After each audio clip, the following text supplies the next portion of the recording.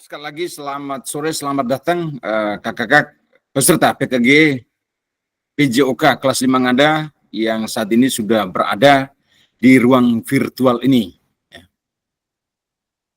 Yang paling pertama saya mau menyapa kakak sekalian. Assalamualaikum warahmatullahi wabarakatuh. Salam, salve, om swastiastu, nama budaya, salam kebajikan, rahayu untuk kita semua. Di ruang virtual ini salam sehat selalu. Kakak sekalian, sebelum kita mulai kegiatan kita di Tatap Maya ke-13, kakak, maka marilah kita memohon berkat Tuhan agar dalam pelaksanaan kegiatan Tatap Maya ini di ruang virtual ini boleh berjalan dengan aman dan lancar. Untuk itu, saya mohon kesediaan kakak-kakak semua untuk boleh memimpin kita dalam doa. Silakan kakak-kakak. Ya, Kambo, silakan Kambo.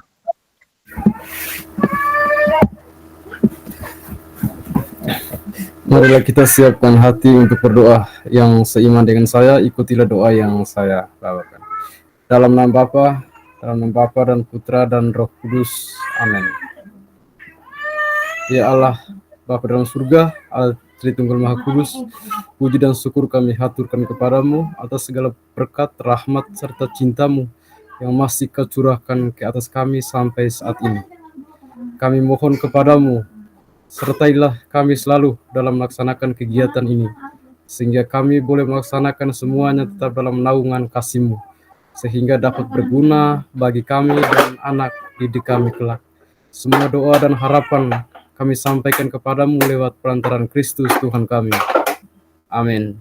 Dalam nama Bapa dan Putra dan Roh Kudus. Amin. Baik, terima kasih Kak Ambo yang telah memimpin doa untuk mengawali kegiatan kita di ruang virtual ini di pertemuan yang ke-13 kakak. Ya, tanpa kita sadari hari ini kita sudah di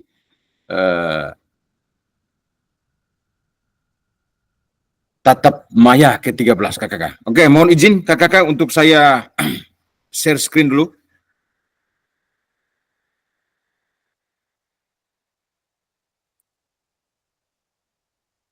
Baik kakak, apakah slide-nya sudah terbaca di layar kakak semua?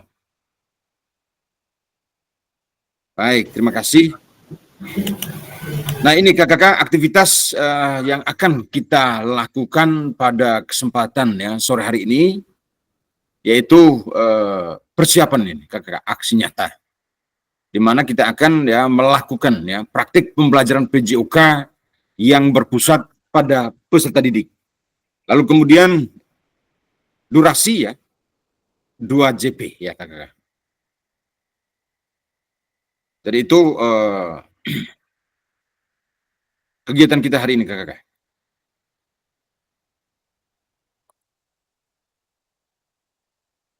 Kita lewati saja kakak. Oke, mohon izin kakak semua.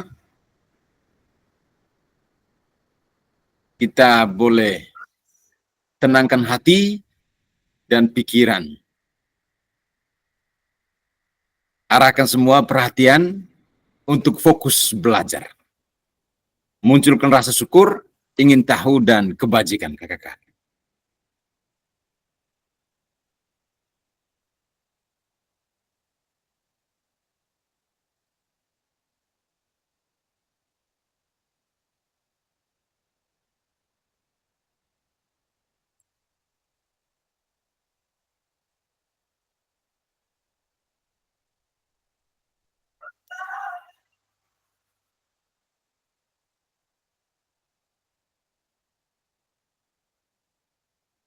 Kita lewati saja. Ya, kakak-kakak ini seperti biasa kesepakatan bersama. Yang pertama, menyalakan kamera. Kemudian yang kedua, mematikan mikrofon. Yang berikut hadir seutuhnya. Kemudian menghargai waktu bersama. Terima kasih kakak-kakak yang sudah stay ya di ruang virtual ini. Dengan tepat waktu, memaksimalkan fitur chat, kemudian klik raise hand kakak-kakak sebelum bertanya, dan terakhir gangguan teknis adalah hal wajar. Jadi ini ya kesepakatan bersama yang terus kita bangun di setiap sesi ya tatap maya, begitu kakak.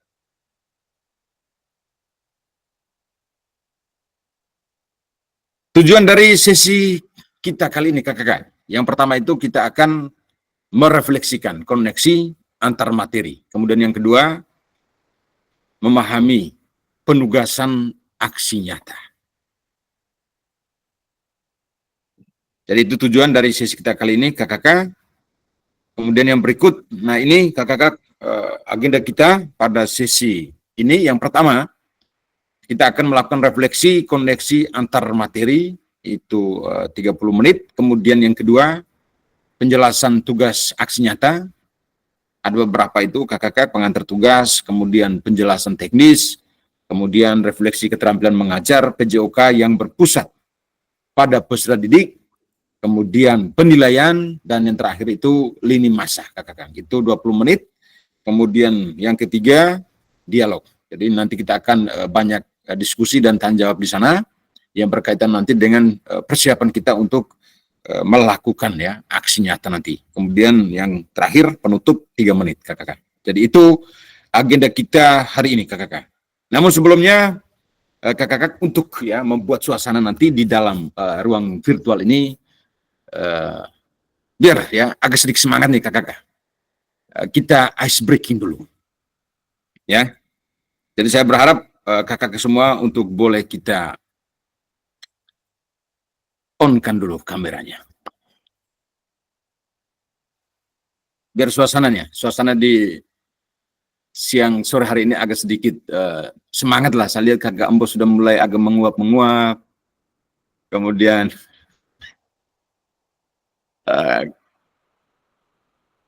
Kak Paji mana nih? Muncul mukanya dulu Kak Paji. Kak Leo on-kan kamera dulu lah Kak Leo. Baik, kakak kita akan melakukan ice breaking ya. Jadi ice breaking di sini gampang-gampang saja kakak, tidak susah. Ya. Jadi hanya mungkin butuh ya kakak untuk fokus, ya, untuk fokus nih. Baik kakak, ini ice breakingnya.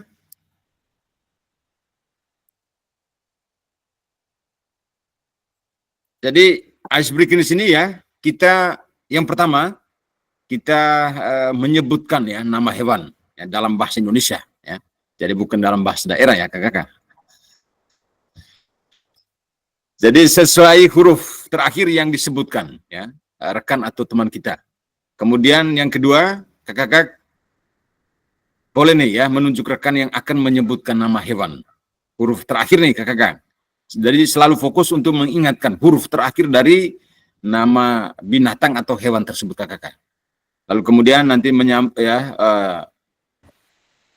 sebelum menyebutkan nama hewan atau binatang itu, kakak nanti sebutkan dulu siapa yang mau menjawab, ya menyambung dari apa yang kakak sebutkan ya binatang tersebut. Jadi huruf terakhir nih kakak selalu ingat.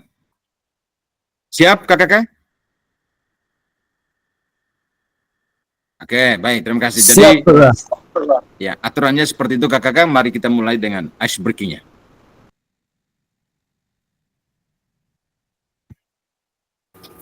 Oke, jadi semua kita buat ya pengaturan tampilannya biar kakak semua tergambar ya, jelas di layar masing-masing. Kak Firman bisa diatur dulu. Kak Romi bisa diatur semua, atur layarnya sehingga nanti semua boleh muncul. Kak Firman dulu. Boleh on kan mic-nya semua. Kita biar agak ribut sedikit di ruang ini. Nah, begitu. Pengaturan bagaimana kakak? Cepat semangat sedikit. Jadi Aturannya tadi nanti kakak sebelum menyebutkan nama binatang atau hewan, tapi terlebih dahulu kakak mau menunjuk nih kepada siapa yang akan menjawab. Jadi menyebutkan nama hewan sesuai terakhir yang disebutkan rekan aman, gitu. Kemudian jadi kakak maksudnya nanti pengaturan di HP kakak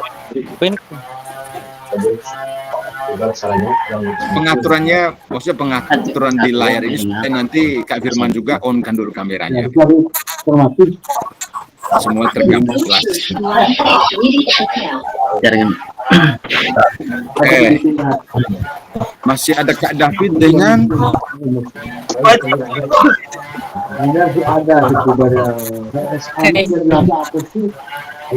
Kak David, Kak Leo. Siap. Kak Leo on kan dulu kameranya. Sudah kakak. Sudah kakak, saya punya 12 tertampil. Kakak kita mulai. Ini mungkin dari saya. Kita mulai fokus ke kakak dari saya. Nanti setelah itu berangkat. Jadi mohon untuk kita. Baik. Dari saya untuk Kakak Paji. Kelinci. Ikan.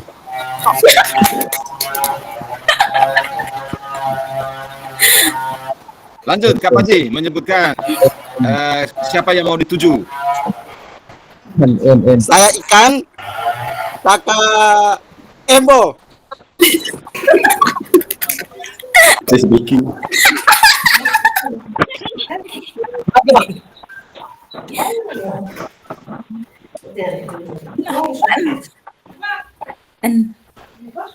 Silakan Kak Paji sebutkan nama binatangnya. Kelinci toh? Ikan tadi. Ikan saya ikan. Kakak Embo. Kakak Embo jawab sudah N. N. Bueno, Naga. Naga. naga. Silakan lanjutkan Kak Embo. Kakak David.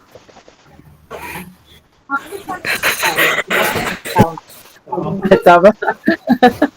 Saya udah pernah kan kuliah. Saya udah kuliah.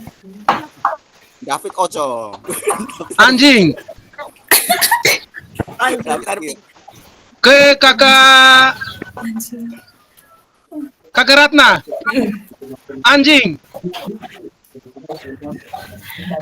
Gajah. Kakak Romi. Kakak Romi. Harimau. Gajah. Harimau. Keren, Harimau. keren. Huruf terakhir. Lanjut ke kakak Leo. Unta.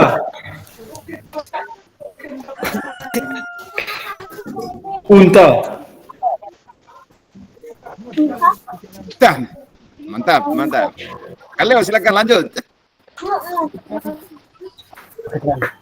Ke kakak Ratna. Ratna sudah. Oh, sudah. Kakak Loli. Apa tadi yang disebut Kak Leo? Unta salah kan? Unta. Tadi Kakak Leo. Unta, anjing. Kakak Loli. Anjing sudah. Anjing sudah. Anjing sudah. Senang sekali sebut anjing kok. Yang lain lagi. Keluar. Oh, bebek di kali banyak tuh.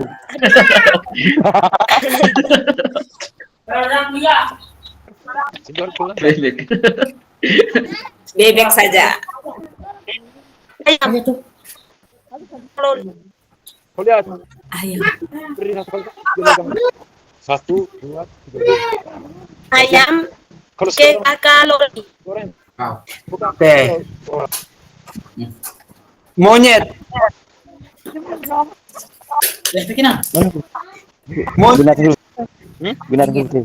Duluan nih.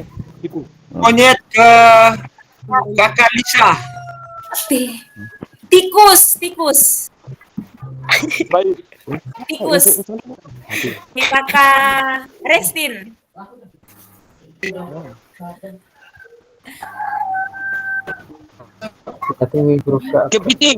Kepiting. Sampai ingat kepiting. Kepiting. Oke. Coba sebut binatang lain selain gajah. Huruf G selain gajah. Gajah sudah tadi. Habis. Gorila, gorila. Gurita. Mantap Kak Bupati. Gurita. Mantap. Gurita, oke. Ya. Oke, baik. Kakak-kakak, terima kasih ya. Terima kasih yang sudah ya berpartisipasi dalam ice breaking ini. Luar biasa. Kakak-kakak, saya juga tadi tidak fokus.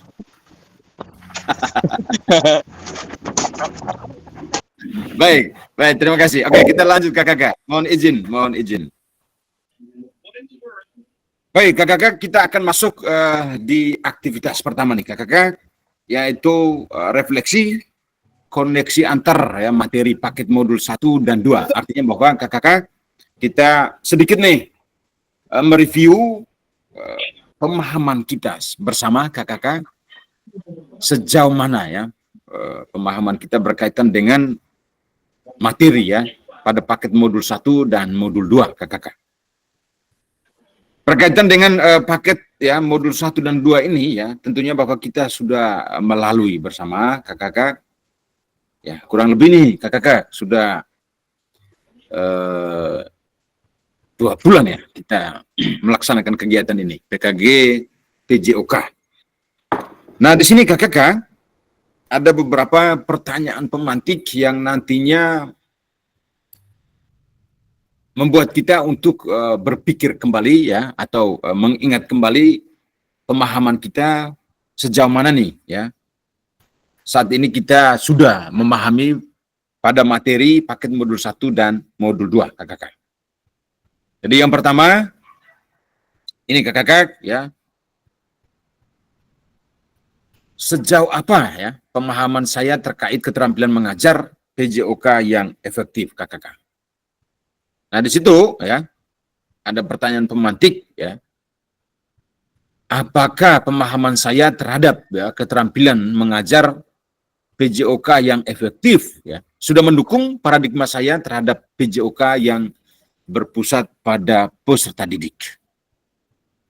Silakan kakak-kakak yang mau mengelaborasi berkaitan dengan pertanyaan pemantik ini. Yang pertama.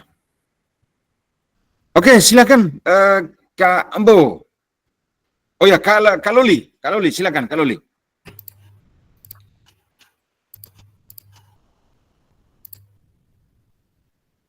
Baik, terima kasih untuk waktu dan kesempatannya.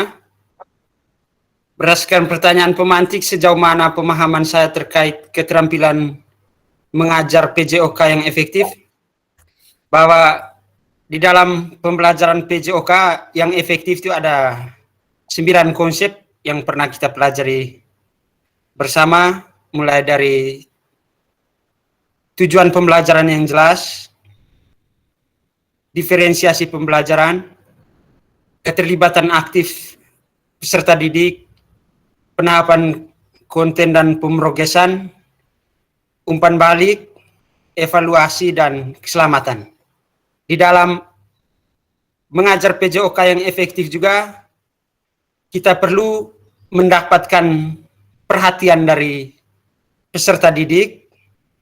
Kita juga perlu menetapkan standar dan prosedur dalam pelaksanaan pembelajaran, menggunakan isyarat atau ku. Setelah itu kita juga perlu mengembangkan konten pembelajaran agar menjadi lebih variatif sehingga siswa lebih tertarik untuk mengikuti pembelajaran. Mungkin itu saja yang bisa saya elaborasi, kakak, saya kembalikan.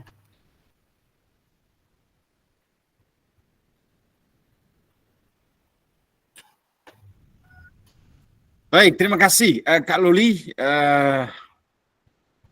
Berkaitan nih ya dengan pertanyaan pemantik ini bahwa sejauh mana pemahaman Kak Loli ya terkait keterampilan mengajar PJOK yang efektif ya. Luar biasa Kak Loli, bahwa yang paling pertama bahwa kita kemarin nih sudah belajar tentang bagaimana 9 aspek pengajaran yang efektif.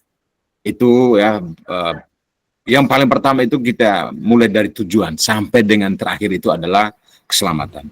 Kemudian ya yang kedua bahwa kita sudah memahami bagaimana kita memposisikan kita sebagai guru di dalam proses pembelajaran, ya. Lalu kemudian menetapkan tanda dan lain sebagainya. Ya, itulah kakak bahwa setidaknya kita harus nih ya mulai tertanam dalam pikiran kita yang paling pertama nih kakak yang berkaitan dengan 9 aspek itu, ya, aspek-aspek pembelajaran yang efektif. Terima kasih Kak Loli, ya, luar biasa elaborasinya. Mungkin ada kakak yang lain, silakan yang boleh menambahkan nih apa yang telah disampaikan oleh Kak Loli.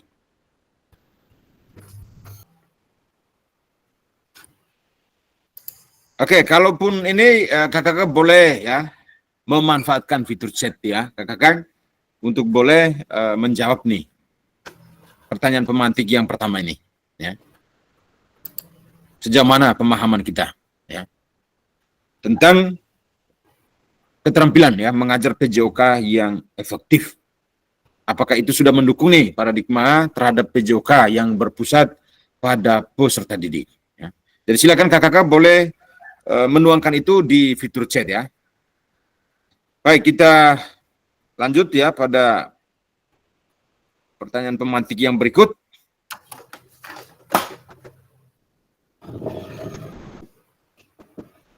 Nah, ini yang kedua kakak. Kalau tadi mengajar ya PJOK yang efektif, nah sekarang kita mulai ya diberikan ya pertanyaan pemantik yang berkaitan dengan sejauh apa ya, pemahaman kakak terkait strategi mengajar. Yang dimana bahwa apakah pemahaman saya terhadap strategi mengajar sudah mendukung nih kakak paradigma saya terhadap PJOK yang berpusat pada peserta didik. Silakan kakak. Dari Kaleo. Ya. Silakan Kaleo. Oke, baik. Terima kasih untuk waktu dan kesempatan yang telah diberikan kepada saya. Saya coba mengelaborasi bagaimana pemahaman tentang strategi mengajar. Jadi strategi mengajar itu adalah pendekatan yang digunakan kita sebagai guru untuk menyampaikan materi kepada peserta didik dengan cara yang efektif. Dan strategi yang saya gunakan itu untuk mendukung paradigma terhadap PJOK yang berpusat pada peserta didik dengan melakukan pendekatan strategi secara kooperatif, di mana pembelajaran ini siswa bekerja dalam kelompok untuk mencapai tujuan pembelajaran dengan cara tanggung jawab. Mungkin sedikit elaborasi dari saya tentang bagaimana terkait tentang strategi mengajar. Untuk waktu berikut saya kembalikan kepada Kakak Fasil. Terima kasih.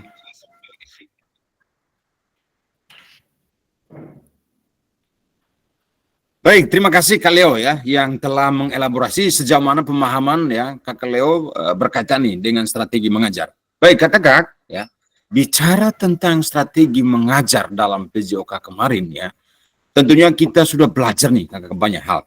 Yang pertama ya, kita bicara tentang yang paling pertama ya, strategi mengajar itu ada 2 tuh kakak ya. Yang pertama itu adalah strategi mengajar instruksional kakak. Kemudian yang kedua itu adalah strategi mengajar non-instruksional. Kemudian di dalam strategi mengajar itu kakak, itu ada beberapa bagian.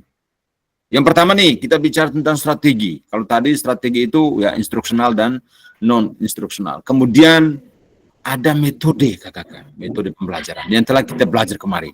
Kemudian ada pendekatan ya mengajar.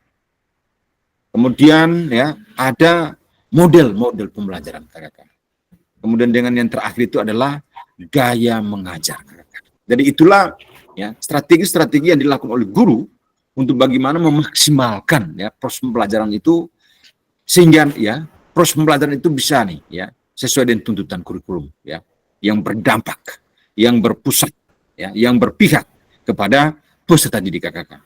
Nah, kemarin kalau kita bicara tentang model-model pembelajaran kemarin kakak ya, ada model pembelajaran kontekstual, kemudian model pembelajaran ya berbasis masalah atau project ya, based learning. Kemudian ada model pembelajaran kooperatif dan lain sebagainya. Banyak sekali kemarin. Kalau tidak salah kemarin itu kita ya ada 10 ya. Bahkan lebih tuh ya dari model-model pembelajaran. Kemudian kalau kita bicara tentang gaya mengajar nih kakak-kakak. Mungkin saya butuh elaborasi nih kakak-kakak. Sejauh ini pemahaman kakak terhadap gaya mengajar kemarin. Apa-apa nih kemarin yang sudah kita lakukan bersama? Silakan kakak-kakak.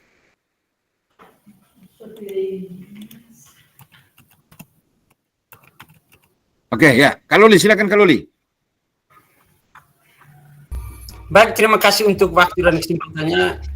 Saya coba mengelaborasi mengenai gaya-gaya dalam mengajar yang kemarin sudah kita bahas pada pertemuan tatap muka. Yang pertama ada gaya komando, yaitu gaya yang dimana guru lebih banyak berbicara, terus mengarahkan siswa.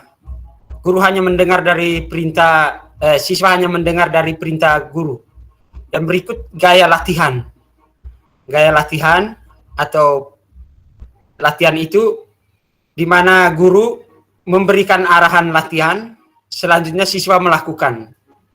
Ya, selanjutnya gaya pemeriksaan diri. Gaya pemeriksaan diri, gaya penyertaan, gaya penemuan terbimbing, gaya konvergen dan gaya divergen. Yang setelah kita mempelajari itu ternyata ada gaya-gaya yang kalau penerapannya di dalam kurikulum merdeka atau yang berpihak pada peserta didik, kita mesti menggunakan gaya-gaya yang berpihak pada peserta didik, seperti gaya kooperatif atau gaya divergen, selanjutnya gaya pemecahan masalah dan gaya inquiry, sehingga siswa dipacu untuk menemukan konsep mereka sendiri. Itu saja kakak yang bisa saya elaborasi satu.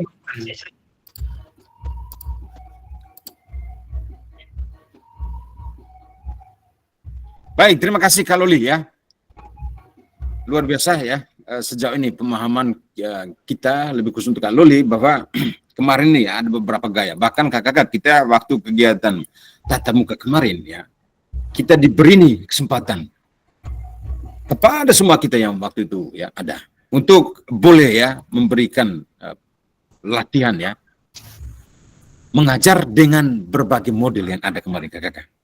Seperti itu ya, bahwa kemarin itu kita telah belajar nih banyak. Yang pertama gaya komando, kemudian yang kedua gaya latihan, kemudian ya gaya timbal balik ya kemarin. Kemudian ada gaya pemeriksaan diri, lalu kemudian ada gaya penyertaan ya, kemudian ada gaya ini ya kakak penemuan terbimbing. Ya. Terus ya ada beberapa gaya lagi yang memang yang sesuai nih dengan perkembangan ya saat ini. Ada gaya kooperatif, ya. Ada gaya bagaimana pendekatan yang dilakukan itu berbasis pada masalah atau inquiry dan lain sebagainya. Oke, terima kasih Kak Luli ya yang sudah nih ya berbagi berkaitan dengan pemahaman ya. Sejauh mana pemahaman ya kita semua terhadap strategi mengajar. Apakah itu strategi kemarin itu sudah nih mendukung paradigma kita atau pola berpikir kita terhadap PJOK yang berpusat pada peserta didik. Baik, terima kasih Kak Luli. Yang berikut. Nah ini kakak. Setelah kita bicara tentang strategi mengajar, lalu kemudian kemarin juga kita memahami tentang bagaimana model dari pendidikan gerak, kakak.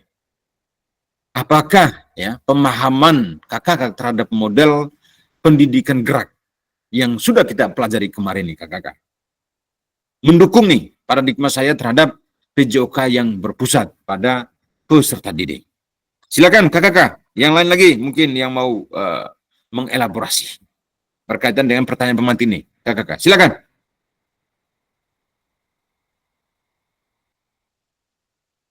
Berkaitan dengan ini kakak, pemahaman terhadap model pendidikan gerak. Terima kasih Silakan, kakak. Ya. Saya akan mencoba untuk menjawab menurut saya sejauh apa pemahaman saya terkait model pendidik gerak yang setelah saya dapat kemarin di atas dengan tentang model pendidikan gerak ini, di mana seseorang untuk melakukan kebugaran jasmani itu yang paling pertama itu menekankan pada gerak. Contohnya itu pada ada 4 gerak yang kita ketahui itu ada kesadaran, usaha dengan ruang dan keterhubungan.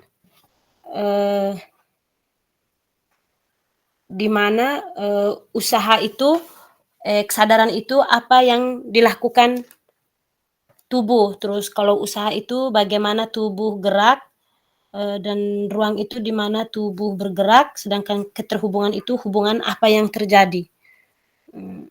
Itu saja, Kak.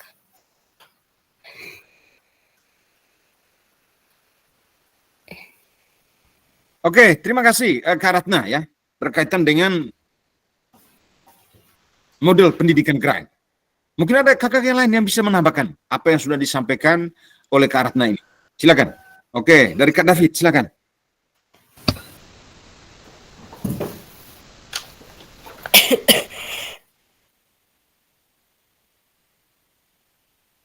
Silakan Kak David. Minta maaf kakak. Ya, oke, saya mungkin menambahkan apa yang disampaikan oleh kakak Ratna tadi, sehubungan dengan sejauh apa pemahaman saya terkait model pendidikan gerak. Jadi sejauh mana pemahaman kita ini, kita harus lihat dulu beberapa konsep yang harus kita kuasai. Yang pertama itu konsep dasar, terus yang kedua itu tujuan pembelajaran, yang ketiga karakteristik, terus yang berikutnya itu persiapan kita sendiri. Dari konsep dasar ini kita harus bisa mengetahui bahwa model pendidikan gerak kita itu berfokus pada kemampuan siswa atau tidak. Terus yang berikutnya, bahwa model konsep dasar itu kita harus lebih menekankan kepada penemuan gerak siswa itu sendiri. Terus tujuan pembelajaran juga, kita harus bisa mengetahui tujuan utama itu untuk mengembangkan kesadaran tubuh siswa, terus koordinasi, kekuatan, kelincahan, dan keseimbangan. Terus dengan karakteristik pembelajaran, kita juga harus tahu tentang karakteristik siswa, apakah ketika mode pembelajaran yang kita arahkan nanti itu siswa dapat menguasai atau tidak. Itu mungkin dari saya, kakak. Saya kembali. Baik, terima kasih Kak David ya, yang boleh menambahkan ya, berkaitan dengan model ya, pendidikan gerak kakak. Nah, perlu kita ketahui ya, kakak, bahwa ketika seperti yang sudah disampaikan oleh Kakak David tadi, bahwa sebelum kita masuk pada konteks pembelajaran, ya mestinya kita harus terlebih dahulu nih memahami bagaimana karakteristik dari para peserdidik kita, sehingga nanti konten yang kita berikan atau model pendidikan gerak yang seperti apa nih yang kita berikan nanti atau kita boleh implementasikan itu di dalam proses pembelajaran. Nah, di sini mungkin saya bisa menambahkan sedikit nih kakak, bahwa kemarin itu kita belajar nih ya, tentang bagaimana pengertian dari model pendidikan gerak. Lalu kemudian bahwa di dalam model pendidikan gerak itu ada beberapa nih ya bagian-bagiannya. Yang pertama itu dari konsep gerak ya. Kemudian ada komponen-komponen gerak dan lain sebagainya kakak. Mungkin kita bicara yang pertama nih dari konsep gerak. Seperti yang sudah disampaikan juga nih oleh Kakak Ratna tadi, bahwa di konsep gerak itu bagaimana kita belajar tentang konsep tubuh ya kemarin. Kemudian kita bicara juga tentang konsep ruang dan waktu. Kemudian ada konsep usaha kemarin kakak. Kemudian ada konsep keterhubungan ya. Kemudian yang berikut ya, di dalam komponen-komponen gerak itu apa-apa tuh kakak kemarin? Ada yang paling pertama itu ya, fundamental ya, movement atau gerak dasar. Nah, kita belajar itu juga kemarin ya. Fundamental movement atau gerak dasar itu contohnya kemarin kita sudah mengupas banyak ya tentang bagaimana gerakan lokomotor, kemudian gerakan non-lokomotor maupun gerakan manipulatif kakak. Lalu kemudian bagaimana kita bicara tentang spesifik movement ya. atau yang disebut dengan kecabangan olahraga. Bahwa di usia fase fase A, fase B, fase C, itu bicara tentang kecabangan olahraga itu penekanan itu ada di mana, Kakak? Lalu kemudian di fase D, fase D itu kita memaksimalkan apa di sana. Kemudian di fase E, dan fase F, apa yang kita lakukan di sana. Saya pikir bahwa ini semua kakak sudah belajar tentang bagaimana model dari pendidikan gerak itu sendiri, kakak. Baik, terima kasih kakak. Kita lanjut pada aktivitas yang berikutnya.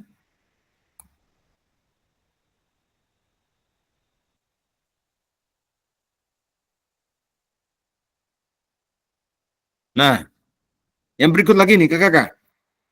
Sejauh apa pemahaman saya terkait model pendidikan kebugaran? Apakah pemahaman saya terhadap model pendidikan kebugaran sudah mendukung paradigma saya terhadap PJOK yang berpusat pada peserta didik?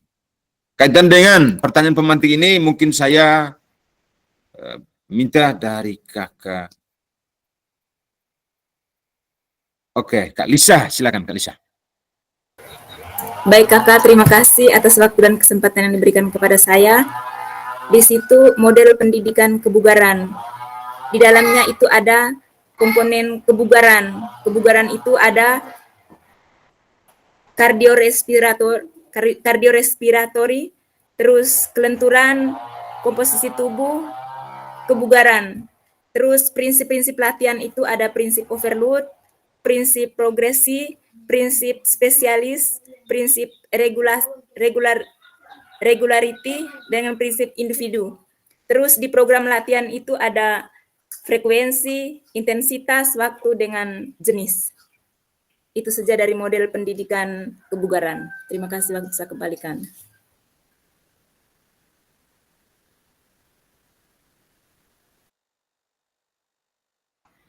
Baik, terima kasih Kak Lisa, luar biasa. Nah, bicara tentang model kebugaran, mungkin saya berangkat dari yang pertama nih, atau yang terakhir yang Kakak Lisa sebutkan tadi. Yaitu, kita sudah bicara nih kemarin kakak, sudah membahas bagaimana itu frekuensi, kemudian intensitas atau intensity, time dan waktu, atau yang dikenal dengan istilah fit, kakak. Bagaimana pengembangan fit itu di dalam proses pembelajaran PJOK. Kemudian kita juga banyak belajar tentang kaitannya dengan seperti yang sudah disampaikan oleh Kak Lisa tadi, bahwa di pembelajaran 1 ketika kita bicara tentang model kebugaran, pendidikan kebugaran kemarin, kita bicara tentang komponen kebugaran yang terkait dengan kesehatan dan aktivitas pembelajarannya. Yang di situ tadi sudah disebutkan oleh Kak Lisa bahwa ada nih komponen-komponen kebugaran jasmani. Ada kebugaran kardiovaskuler, kemudian atau kardiorespiratori, kemudian sampai dengan terakhir itu adalah kebugaran otot atau kekuatan daya tahan otot. Artinya bahwa itu yang sudah kita pelajari bersama nih kakak. Berkaitan dengan model kebugaran ini kakak, mungkin ada yang lain lagi atau yang mungkin bisa menambahkan apa yang sudah disampaikan oleh Kak Lisa tadi. Silakan, mungkin dari Kak Paji nih, silakan Kak Paji.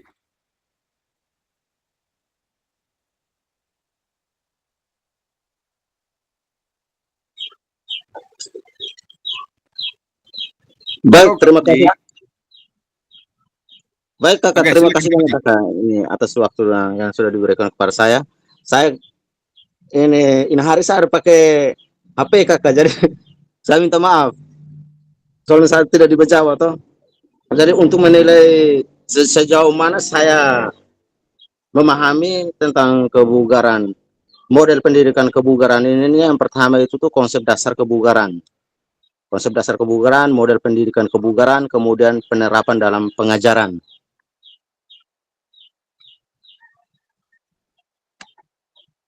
Penerapan dalam pengajaran, kemudian rencana program kebugaran itu selanjutnya evaluasi dan penyesuaian. Mungkin hanya itu saja kakak dari saya kakak. Terima kasih. Baik, terima kasih Kak Paji ya, bahwa bicara tentang pendidikan kebugaran ya, memang apa yang sudah disampaikan oleh Kak Paji itu benar adanya. Itu betul sekali itu Kak Paji, bahwa kita bicara tentang bagaimana konsep ya kebugaran itu kita lakukan di dalam pembelajaran ya, PJOK. Nah, itulah yang kemudian harus kita pahami dari sekarang Kakak bahwa apapun bentuk aktivitas yang kita lakukan, bahwa selalu nih kakak punya kesempatan atau punya waktu untuk bagaimana supaya bisa menerapkan ya konsep kebugaran ini dalam proses pembelajaran PJOK. Apalagi kalau kita masuk pada materi kebugaran jasmani, nah prinsip-prinsip ya latihan kebugaran jasmani itu yang harus kita mulai pahami. Oh, ada prinsip overload ya, kemudian ada prinsip bagaimana supaya nanti siswa itu dalam tahapannya dia bisa membuat ya, siswa itu bisa semakin hari semakin paham tentang bagaimana kebugaran yang harus dia jaga secara baik. Seperti itu kakak. Oke, terima kasih Kak Paji. Saya sangat yakin ya bahwa kakak bisa nih ya memahami sejauh mana tentang model ya dari pendidikan kebugaran yang telah kita pelajari bersama kemarin. Oke, kita lanjut kakak. Nah ini terakhir kakak. Setelah kita belajar tentang model pendidikan kebugaran kemarin ya, terus terakhir kemarin itu adalah kita belajar tentang nih ya sport education model ya. Sejauh mana pemahaman kita. Jadi berkaitan dengan sport education model ini kakak, pertanyaan pemantik ini ya selalu membuat kita memecah nih ya, harus berpikir lebih keras. Apakah pemahaman ya saya terhadap sport education model sudah mendukung nih paradigma saya terhadap ya PJOK yang berpusat pada peserta didik kakak. Silakan ada yang bisa mengelaborasi berkaitan dengan pemahaman ya terhadap sport education model. Silakan kakak. Mungkin iya, silakan. Kak Restin. Oke, baik. Terima kasih atas waktu dan kesempatan yang diberikan kepada saya. Di sini saya akan mencoba untuk mengelaborasi tentang sport education model. Kalau menurut saya, sport education model itu merupakan pendekatan pembelajaran yang menawarkan pengalaman belajar yang lengkap, serta dapat memberikan kesempatan kepada peserta didik untuk terlibat aktif. Dalam keterlibatan aktif peserta didik ini, contohnya seperti dalam kegiatan-kegiatan seperti ada perlombaan, nah, di sini siswa dilibatkan untuk contoh seperti untuk wasit ataupun panitia kecil, begitupun wasit, panitia, ataupun sebagai tim penilai dalam kegiatan sport education tersebut. Mungkin itu saja dari saya kakak, saya kembalikan.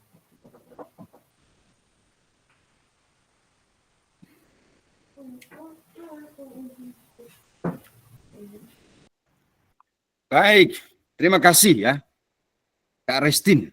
Ya, bicara tentang sport education model, bahwa sebuah proses pembelajaran yang dilakukan ya, di mana kita mau nih kakak melibatkan peserta didik ya secara aktif di dalam proses pembelajaran itu. Ya.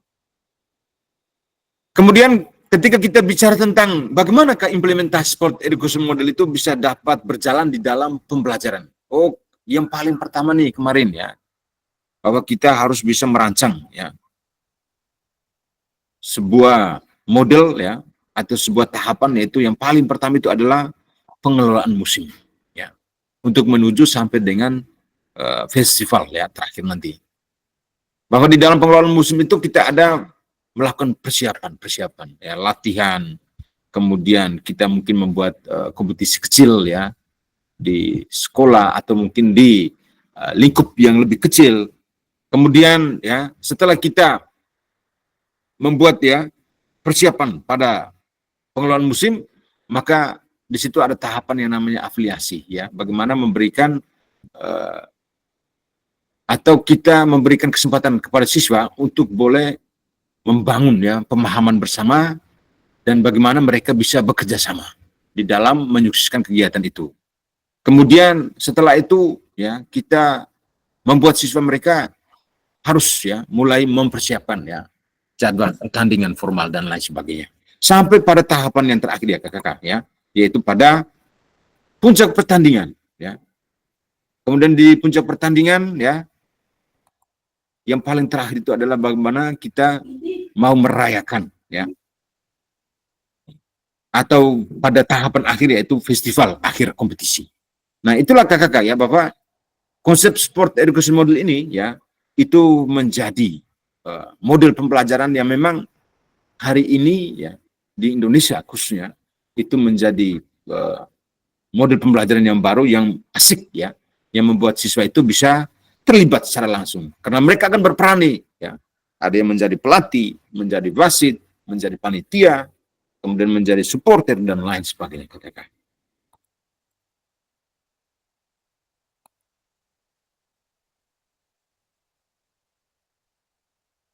Terus yang berikut kakak, ya terakhir, ini baru kemarin nih, masih segar-segar nih kakak, dalam ingatan kita ya. Sejauh apa pemahaman kakak terkait ya asesmen otentik?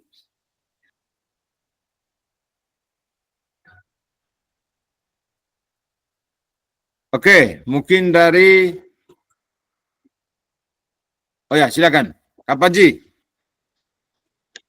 Baik, terima kasih kakak. Pemahaman saya tentang asesmen otentik itu tuh, ya, asesmen otentik itu tuh adalah pendekatan penilaian yang berfokus pada mengukur kemampuan siswa dalam konteks nyata atau situasi kehidupan sehari-hari. Jadi tujuan utama untuk mengevaluasi pemahaman dan keterampilan siswa melalui tugas-tugas yang relevan dan bermakna, seperti konteks nyata, berbasis kinerja, umpan balik yang konstruktif, fleksibilitas dan kreativitas, dan kolaborasi. Itu juga seringkali bekerja dalam kelompok, sehingga juga mengevaluasi keterampilan sosial dan kerjasama. Mungkin hanya itu saja dari saya kakak, pemahaman saya tentang asesmen otentik. Terima kasih kakak.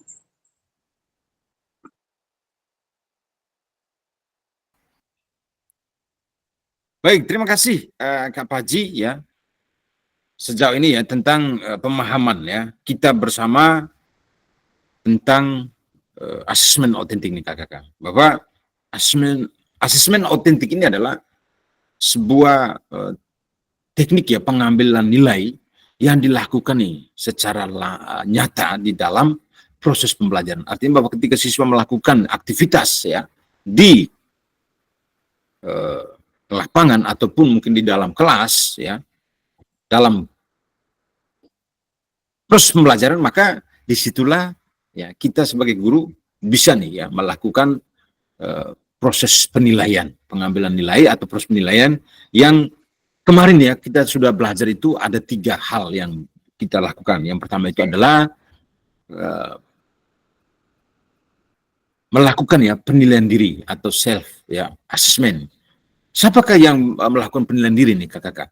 Tentunya di situ adalah siswanya sendiri yang melakukan penilaian terhadap dirinya. Kalau konteks sekarang itu kita lebih banyak yang mengenal itu dengan istilah refleksi kakak. Bagaimana setiap kali dalam pembelajaran, baik itu di awal maupun ya di akhir dari proses pembelajaran ya, kita selalu ya punya ruang dan waktu untuk boleh memberikan refleksi. Kemudian yang berikut adalah penilaian yang dilakukan oleh rekan ya atau penilaian antar teman atau peer assessment. Nah, itu juga menjadi sebuah hal yang harus ya kita lakukan di dalam proses penilaian. Kemudian yang ketiga itu adalah observasi guru. Nah, jadi itu hal-hal yang harus mulai nih kakak kita lakukan di dalam proses pembelajaran. Ya, lebih khususnya pada pembelajaran PJOK kakak yang berkaitan dengan aktivitas pendidikan jasmani. Ya. Baik, kakak, mungkin ada yang lain lagi yang bisa menambahkan atau mengelaborasi berkaitan dengan konsep ya, sejauh mana pemahaman kita nih terhadap asesmen otentik.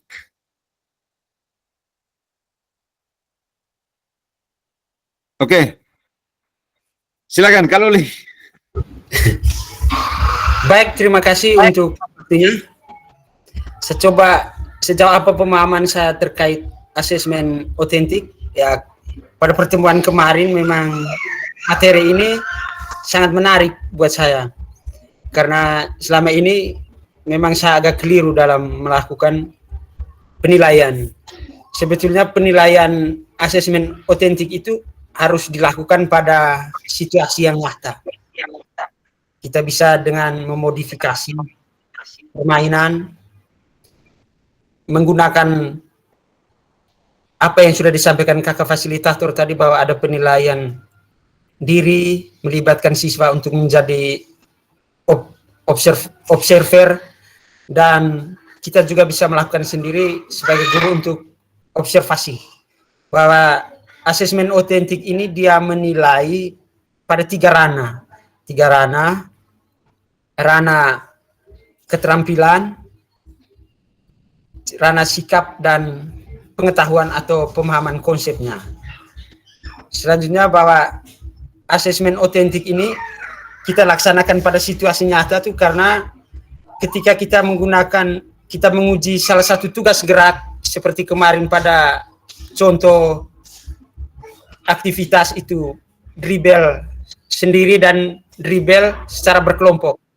Ketika siswa dihadapkan pada situasi nyata, ternyata keterampilan yang dia miliki itu terkadang tidak sama dengan yang terjadi pada situasi nyata atau saat bermain secara berkelompok. Jadi memang penilaian ini memang harus menyeluruh. Kalau saya melihatnya seperti itu. Terima kasih kakak, saya kembalikan.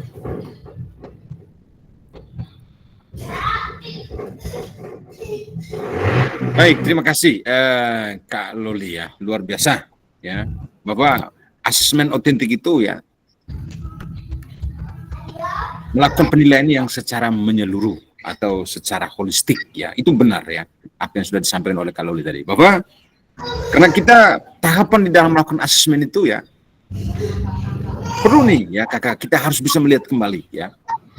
Saya selalu mengingatkan kepada kakak bahwa konsep ya backward design kakak, baik itu dalam penyusunan ya perangkat pembelajaran ataupun modul ajar, juga nih kakak di dalam proses kita melakukan penilaian kakak atau asesmen tadi. Maka hal yang paling pertama nih kakak, tujuan dari pembelajaran itu apa, sehingga asesmen yang kita berikan itu jelas dan terarah kakak. Kemudian yang kedua itu adalah langkah-langkahnya ya, atau rubrik ya, rubrik penilaiannya seperti apa. Jadi itulah yang harus ya benar-benar kakak harus mulai nih, atau kita semua sebagai guru ya kita harus mulai melaksanakan atau melakukan ya proses ya asesmen secara otentik atau secara nyata, atau di dalam pelaksanaan itu dilakukan dalam kehidupan nyata. Seperti itu kakak. Penekanannya adalah pada aktivitas yang nyata kakak. Baik, terima kasih kakak semua yang sudah nih ya mengelaborasi berkaitan dengan sejauh mana ya pemahaman kita, baik itu dari modul 1 ya, lalu kemudian modul 2 ya, dari modul 2.1 sampai dengan modul 2.6 ya. Terima kasih kakak yang telah ya mengelaborasi, yang telah berpartisipasi aktif dan yang masih ya terpantau di ruang virtual ini kakak. Baik, kita lanjut kakak. Ini kakak ya. Ketika kita bicara tentang keterampilan pedagogi guru PJOK yang berpusat pada peserta didik ya, tujuannya adalah ya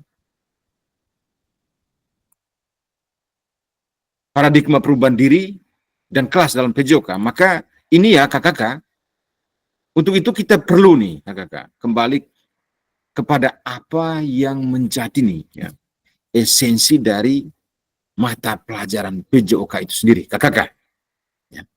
Perubahan diri ya dan kelas dalam PJOK. Maka yang paling pertama itu kita harus kembali lagi melihat apa esensi yang sebenarnya dari mata pelajaran PJOK. Bahwa esensi dari mata pelajaran PJOK itu adalah sebagai pembelajaran ya peserta didik KKK atau student center learning ya atau student learning, pembelajaran yang berpusat nih ya pada peserta didik KKK. Kenapa? Tujuan ya mendasar dari PJOK itu sendiri adalah ya pembelajaran ya yang dimana untuk membantu peserta didik KKK untuk menempuh nih ya perjalanan yang dirancang secara hati-hati atau ya yang dirancang oleh kita secara hati-hati nih dan penuh pertimbangan untuk ya mengembangkan ini KKK. Yang paling pertama ya pengetahuan, kemudian yang kedua ya pemahaman ya siswa, kemudian yang ketiga itu adalah keterampilan ya dan yang terakhir itu adalah sikap nih KKK. Jadi inilah yang harus kita pertimbangkan secara matang KKK untuk bagaimana mengembangkan pengetahuan, pemahaman mereka, keterampilan dan sikap. Dan itu menjadi sangat penting KKK untuk bagaimana mempersiapkan mereka untuk hidup ya aktif ya secara jasmani sepanjang hayat. Sejauh ini KKK mungkin ada yang mau ditambahkan atau boleh menambahkan apa yang menjadi tujuan utama nih KKK, esensi ya dalam praktik ya yang telah kita lakukan bersama kemarin KKK di ruang ya PKG PJOK. Mungkin ada hal-hal yang mau disampaikan, silakan KKK. Berkaitan dengan aktivitas nih di pembelajaran saat tadi, yaitu modul ya 1 dan 2. Mungkin ada yang mau mengelaborasi sebelum kita masuk ke aktivitas yang kedua KKK. Silakan.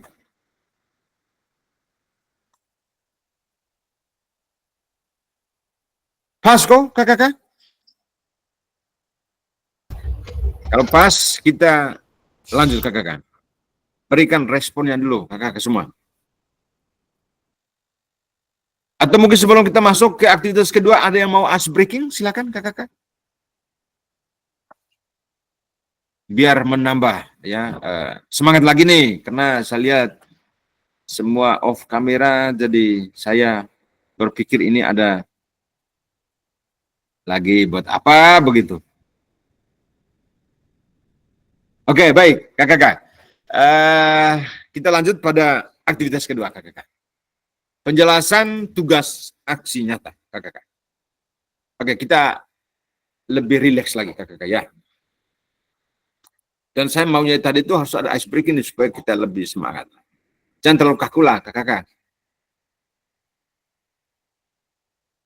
Suara putus-putus ini dari saya atau dari situ? Kak Ratna.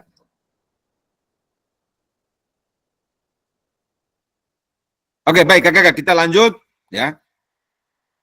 Penjelasan tugas aksi nyata. Yang pertama, KKK,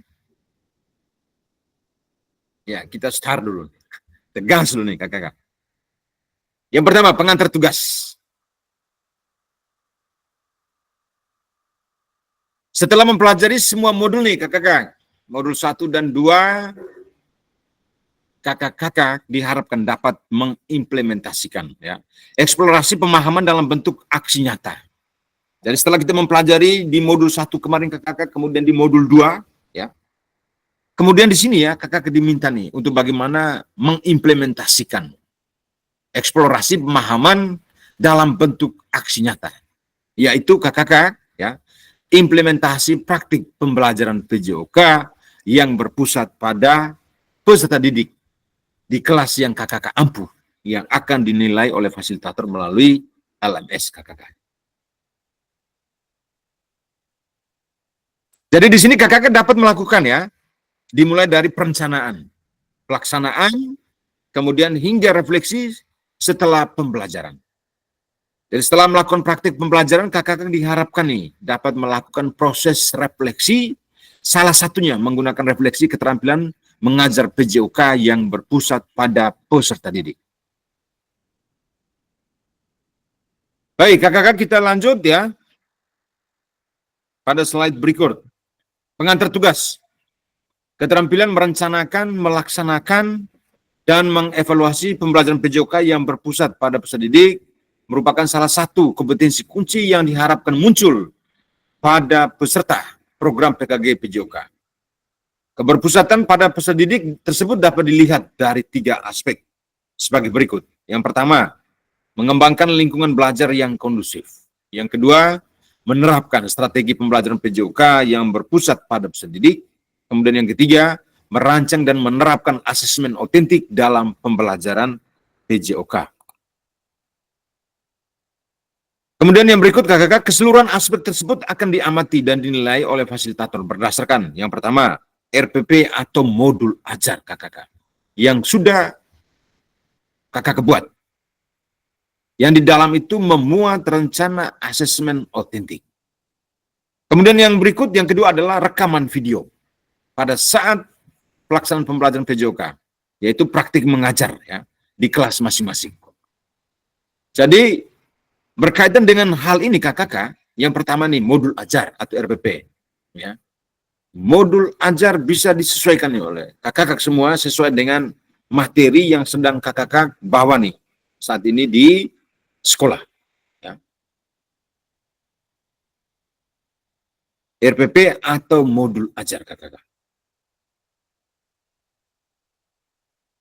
Di dalam ya RPP atau modul ajar ini kakak sudah nih ya membuat rencana asesmen otentik. Termasuk nih kemarin kakak backboard design. Ya. Kemudian kakak ya kita kembali nih akan membuat rekaman ya video pembelajaran. Jadi video pembelajaran itu dilakukan itu di lapangan kakak. Di kelas masing-masing itu artinya di kelas PJOK masing-masing. Tapi praktiknya adalah di lapangan. Silakan ambil materi apa saja yang menurut kakak sesuai.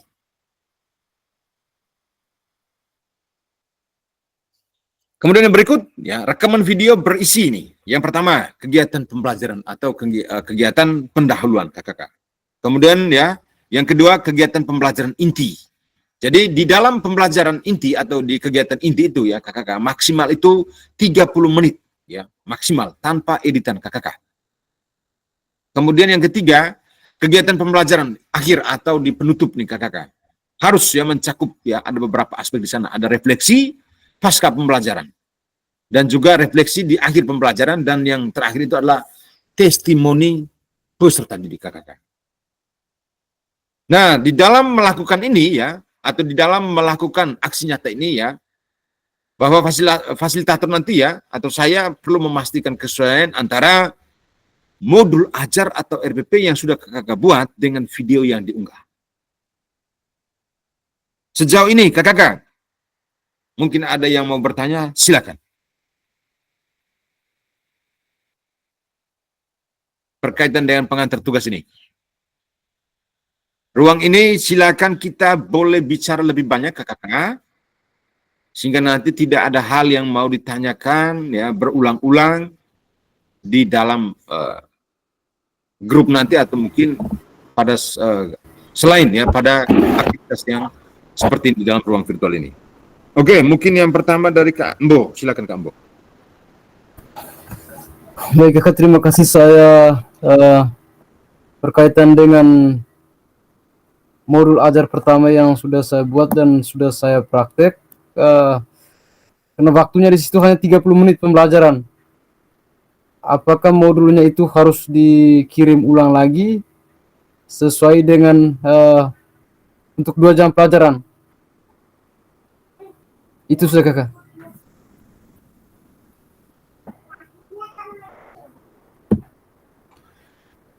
Oke, baik, terima kasih Kak Ambo. Apakah modul ajar sebelumnya yang saya gunakan kemarin, apakah itu bisa digunakan lagi? Nah, jawabannya adalah Kak Ambo, bisa ya digunakan lagi. Hanya mungkin di situ dimuatkan lagi dengan bagaimana aspek-aspek tadi yang menjadi tuntutan di dalam modul ajar tersebut. Yang pertama nih, waktu ya. Kalau waktu kemarin yang sudah dirancang itu hanya 30 menit, maka di sini Kak Ambo harus bisa merancang kembali ya. 30 menit ini menjadi masuk dalam kegiatan inti kakak. Kemudian karena di jam pembelajaran PJOK untuk di fase D ya kakak, kita berapa menit tuh Kak Ambo?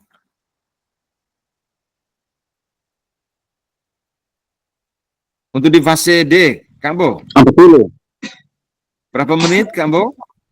1 JP? Atau Kak David, berapa JP Kak David? 40 JP. 40 menit. Berapa? 40 JP menit, berapa 40 menit, 40 JP lagi. Nah, 40 menit ya. Baik. Jadi ada 80 menit ya kakak-kakak. 2 JP ya, 80 menit. Nah, di dalam itu kakak-kakak bisa merancang itu dari 80 menit, kakak-kakak bisa merancang nih, ya jangan sampai harus sampai dengan 80 menit kakak-kakak. Tapi kakak-kakak maksimalkan waktu, contohnya 30 menit itu di pembelajaran inti, kemudian mungkin ya 10 menitnya atau 15 menitnya di kegiatan pendahuluan, kemudian 15 menit atau 20 menitnya di kegiatan penutup kakak-kakak. Seperti itu ya Kang Bo. Kemudian, apakah video pembelajaran kemarin bisa diunggah kembali? Jawabannya adalah tidak, kakak. Dibuat video pembelajaran yang sesuai dengan durasi waktu yang ada. Tanpa ada editan, kakak.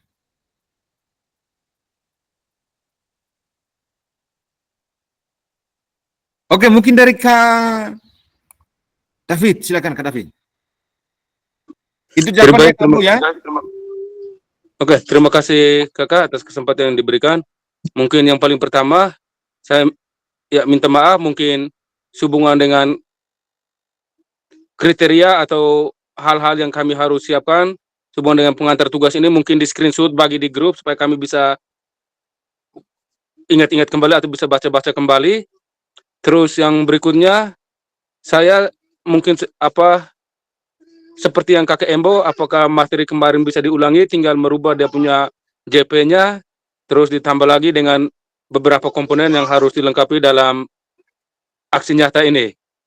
Memang kalau 2 kali 40 dalam 80 menit ini saya rasa cukup kalau misalnya waktu di kegiatan inti 30 menit. Karena memang kemarin di pembelajaran 1 kemarin, dari pendahulu, inti sampai penutup hanya dengan 30 menit itu merasa tidak cukup, tetapi kalau sampai 80 menit ini saya rasa cukup. Tapi mungkin minta kakak fasilitator bisa kirim dia punya pengantar tugas supaya kami bisa belajar, bisa persiapkan diri dengan baik. Terima kasih kakak. Oke, baik, terima kasih. Kak David, yang pertama ya siap ya. Nanti setelah kegiatan di ruang virtual ini selesai, nanti saya akan screenshot ya, dan kemudian ini dikirimkan nanti ke grup ya kakak-kakak. Itu yang pertama. Kemudian yang kedua, bicara tentang komponen yang sudah disampaikan oleh Kak David tadi ya. Maka dari waktu nih kakak-kakak, memang itu benar sekali ya. Kemarin itu bagaimana kita hanya untuk menganalisis ya video pembelajaran itu. Apakah sesuai dengan konteks ya di dalam PKG PJOK seperti itu. Nah, setelah kita sudah pelajari semua nih dari modul 1 kemarin sampai modul 2 sampai dengan kemarin kita sudah belajar tentang asesmen otentik itu ya. Setidaknya kakak mampu menerapkan itu di dalam pembelajaran PJOK. Seperti itu Kak David ya.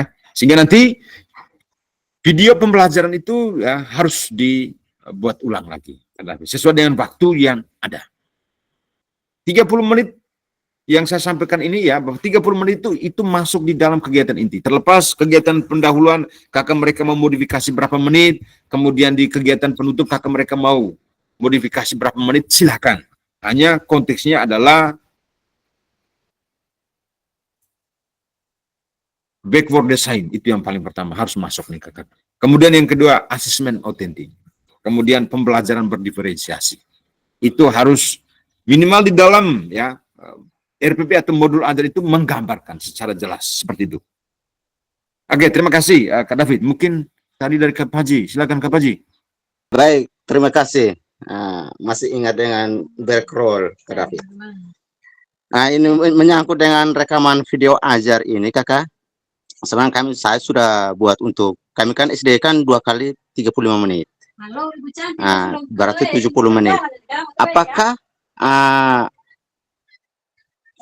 pembuatan video pembelajaran itu kita bisa lewat dari 70 menit, mungkin kakak bisa kasih target kami tidak boleh lewat dari 5 menit atau pas 70 menit atau 80 menit.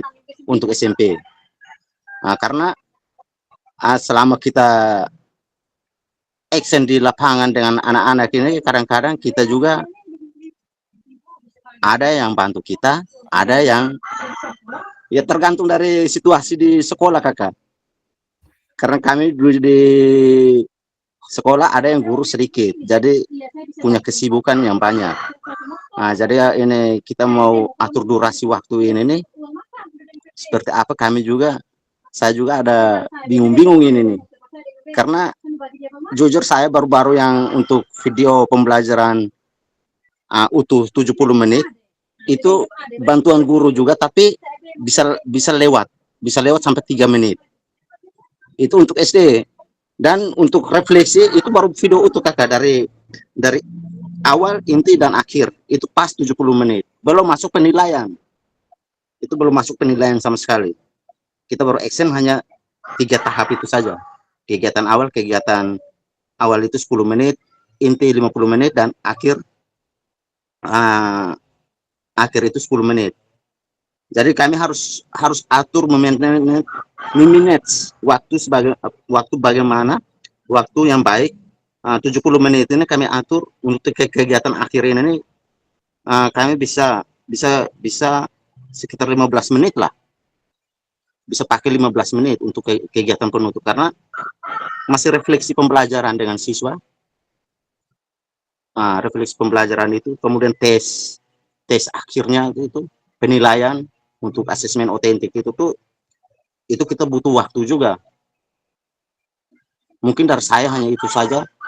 Saya kembalikan ke Kakak Fasil.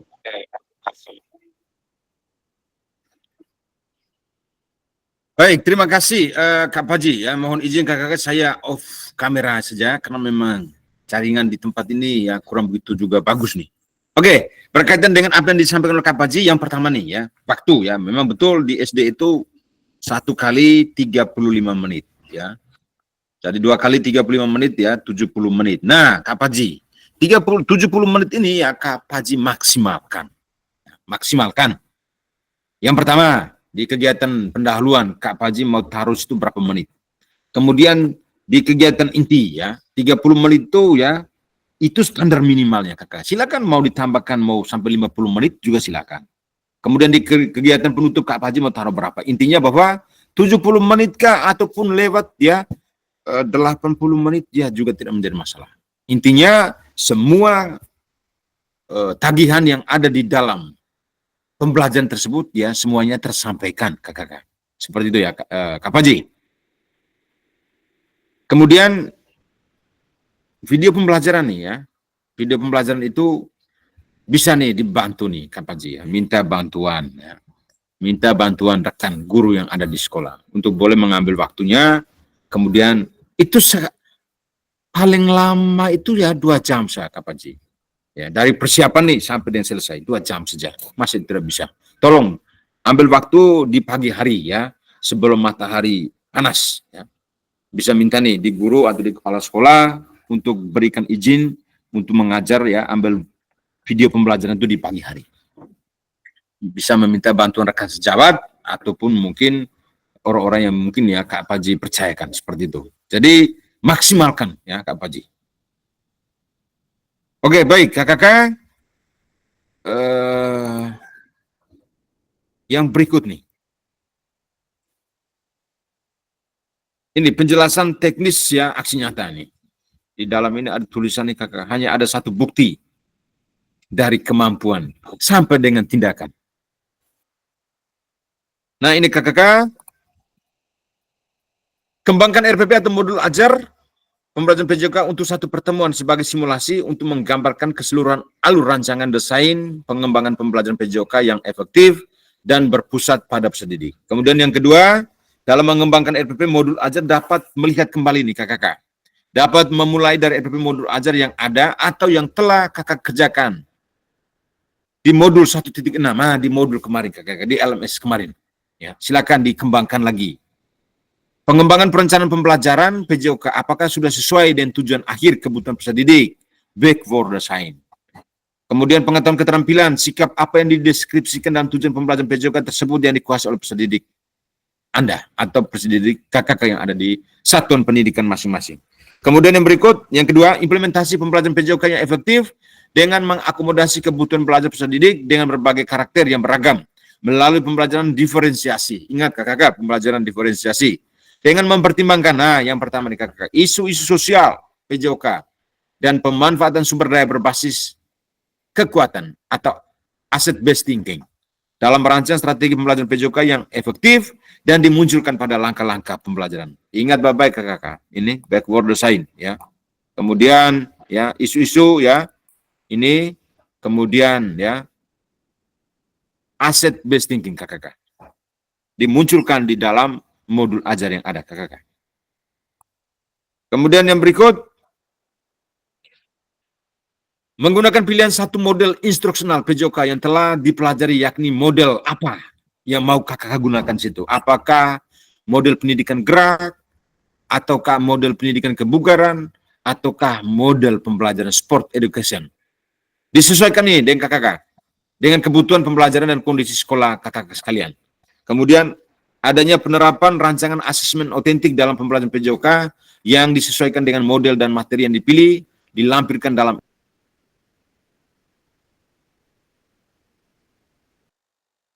RPP atau modul asesmen otentik dalam pembelajaran PJOK sesuaikan dengan model dan unggah atau upload RPP atau modul ajar yang sudah dibuat, membuat rencana asesmen otentik dan rekaman video pada saat pelaksanaan pembelajaran PJOK, praktik mengajar di kelas sesuai alur yang ditentukan sebelum due date pada LMS.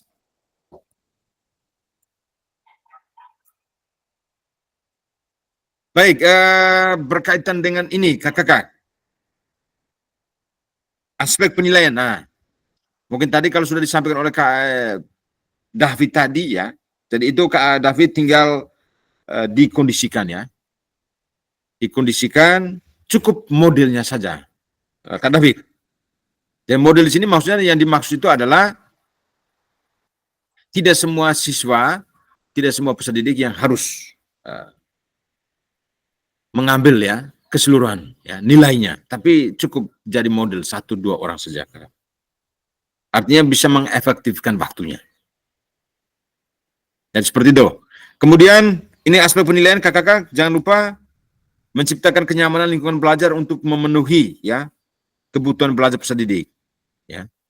Kemudian interaksi yang berpusat pada peserta didik itu bagian A, mengembangkan lingkungan belajar yang kondusif. Kemudian bagian B ya menerapkan strategi pembelajaran PJOK yang berpusat pada peserta didik. Pembukaan ya seperti apa, kemudian sampai dan terakhir nih KKK. Terus yang berikut merancang dan menerapkan asesmen otentik dalam pembelajaran PJOK. Bagaimana KKK bisa merancang asesmen otentik dan kemudian menerapkan asesmen otentik itu dalam pembelajaran. Nanti saya sharekan ya ke KKK, tapi saya hanya lewat-lewat saja yang penting-penting gitu. Kemudian yang berikut, refleksi keterampilan mengajar PJOK yang berpusat pada peserta didik. Jadi KKK setelah mengimplementasikan pengembangan pembelajaran PJOK yang berpusat pada peserta didik pada satu kelas yang KKK ampuh melalui praktek mengajar tadi, silakan lakukan refleksi dengan menggunakan refleksi keterampilan mengajar PJOK yang berpusat pada peserta didik. Sesuai dengan petunjuk berikut. Nah, ini KKK. Silakan melakukan refleksi dengan menggunakan refleksi 3 tahap. Ya, ini kembali KKK. What, so what, dan now what. Yang sudah dipelajari sebelumnya di modul 1.1 untuk membantu KKK dalam menyentuh 3 tahap refleksi. Oke, silakan Kak Leo. Oke, baik Kakak, terima kasih. Mungkin saya sedikit bertanya tentang mengenai video pembelajaran. Ini berkaitan dengan situasi atau kondisi yang memungkinkan atau situasi kondusif. Jadi mungkin di sekolah saya ini kebetulan berada di dekat jalan. Terus di sekolah itu di pemukiman warga dan di sekitaran sekolah ada rumah warga, jadi kebetulan depan sekolah juga ada jalan masuk atau rabat. Jadi kira-kira bagaimana ketika kami melakukan atau membuat video pembelajaran, mungkin ada gangguan teknis, mungkin ada binatang yang lewat atau orang yang lewat pada saat itu. Memang pada saat pembuatan video pasti kami akan buat dengan pelang untuk mengenai keamanan. Mungkin saja karena di sini depan sekolah ini ada trotoar, kebetulan ada pemukiman atau rumah warga. Mungkin dalam video yang akan kami buat itu mungkin ada yang lewat atau ada yang mereka masuk di dalam video itu, kira-kira bagaimana kakak? Itu mungkin dari saya, terima kasih. Baik, terima kasih Kak Leo. Ya, jadi Kak Leo bisa mengkondisikan senyaman mungkin. Artinya bahwa minimal ya, meminimalisir gangguan yang ada Kak Leo. Nah, bagaimana cara mengambil gambarnya? Saya pikir kakak sudah master semua nih ya. Jadi mencakup aspek keseluruhan, artinya semua siswa itu harus terjangkau. Kemudian gurunya, kemudian suaranya, ya. Jadi itu tinggal nanti kakak bisa atur ya, bagaimana merancang itu dan mengkondisikan itu sehingga nanti gangguan-gangguan yang ada itu bisa diatasi. Nah, saya yakin kakak bisa melakukan itu dengan baik. Seperti itu.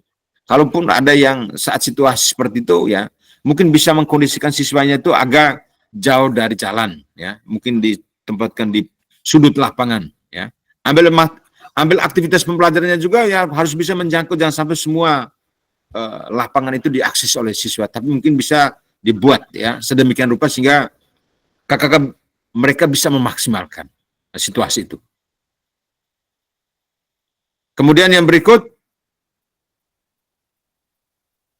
ini berkaitan dengan refleksi nih kakak ya. Sekali lagi saya sampaikan ya, membuat refleksi itu sesuai nih ya dengan pertanyaan pemantik di dalam kakak.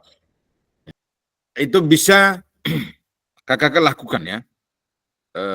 Membuat refleksi itu sesuai dengan petunjuk ya. Selalu saya ingatkan bahwa ikuti instruksinya ada ya. Seperti itu. Membuat refleksi juga minimal ya kakak. Ada unsur estetikanya di dalam ya. Kemudian yang berikut, keseluruhan tahapan refleksi perlu dikaitkan dengan aspek instruksional atau managerial class. Isu-isu kontekstual dari pengajaran yang sudah dilaksanakan dan isu-isu ketidakadilan sosial yang sudah terjadi di dalam pembelajaran. Ini ya kakak dimunculkan setidaknya ya dimunculkan di dalam pembelajaran tersebut kakak. Yang berikut, adapun beberapa hal yang perlu diperhatikan kakak dalam proses refleksi nih kakak. Ya, yang pertama jangan hanya mendeskripsikan tapi jelajahi dan jelaskan apa yang terjadi. Jujurlah tidak apa-apa untuk mengakui kesalahan. Ini proses refleksi ya. No what, so what, dan what tadi kakak. Menjelajahi. Menceritakan apa adanya. Ya. Namun kakak harus juga ya menunjukkan bagaimana kakak memahami mengapa hal tersebut terjadi dan apa yang akan kakak lakukan untuk memperbaikinya. Bersikaplah selektif. Kakak tidak perlu menulis tentang segala sesuatu yang terjadi. Cukup peristiwa atau ide penting. Ya. Jadi tidak perlu konsep yang banyak-banyak kakak. Dan bagaimana menjelaskan itu mengena pada diri kakak. Nah, seperti itu. Kemudian yang terakhir, lihatlah ke masa depan. Renungkan apa yang terjadi dalam pengajaran PJOK sebelumnya dan tuangkan ide atau gagasan rencana pelaksanaan pengajaran ini di masa depan serta jelaskan dampak yang akan didapatkan dengan perubahan yang akan dilakukan setelah berproses di PKG ini, kakak. Jadi ini rubrik penilaian keterampilan mengajar PJOK yang berpusat pada peserta didik. Ya, ini kakak ada what, so what, dan no what. Nanti saya screenshot ya dan dibagikan nanti ke kakak semua. Kemudian yang berikut,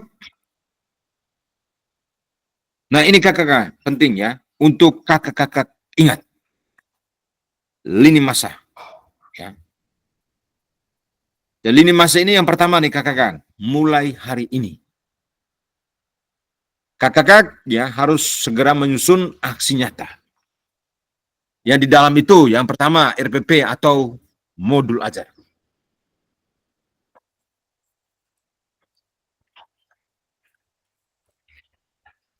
Kemudian yang kedua kakak,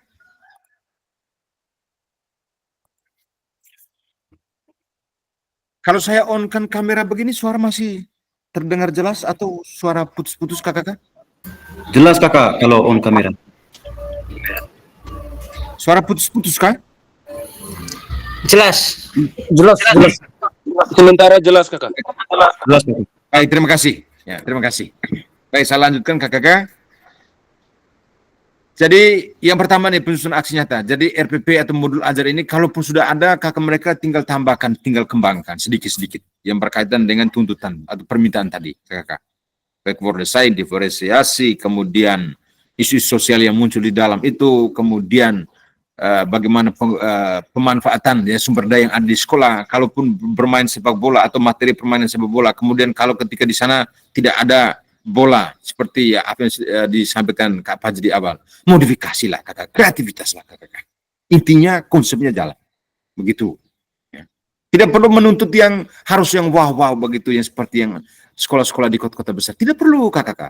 Dan bagaimana kita kembali melihat aset-aset kita yang ada di sekolah, sehingga tidak ada lagi nih kakak guru-guru yang mengeluh kami kekurangan sarana prasarana, kami kurang bola, kami kurang lapangan, kami kurang tiang gawang, kami kurang bola dan net dan lain sebagainya. Tidak ada lagi itu kakak. Seperti itu ya. Oke, baik. Jadi yang pertama penyusunan ya modul aja segera nih kakak lakukan itu. Kemudian yang berikut penyusunan aksi nyata, pembuatan video pembelajaran. Jadi 1 hari ini, 2 hari besok, mungkin itu dilakukan penyusunan modul ajar, revisi kembali modul ajar yang sudah ada, lihat mana yang kurang, yang mau ditambahkan, silakan diatur sedemikian rupa. Modul ajar ditandatangani kepala sekolah dan dicap.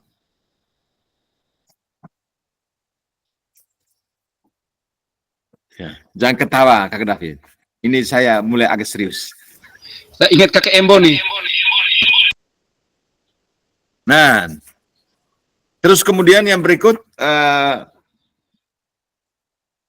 setelah ya kakak mulai membuat video pembelajaran, langkah selanjutnya adalah yang ketiga, upload. Ya, yang paling pertama, RPP atau modul ajar dan video pembelajaran kakak. Jadi rentang waktunya itu 8 hari, efektif setelah sesi persiapan. Artinya kakak, dari hari ini ya, 8 hari ke depan, ya harus semua sudah selesai. Jadi 1 minggu ya kakak. Jadi sekarang tanggal 25 ya. Jadi tanggal 25 ini 8 hari ya di tanggal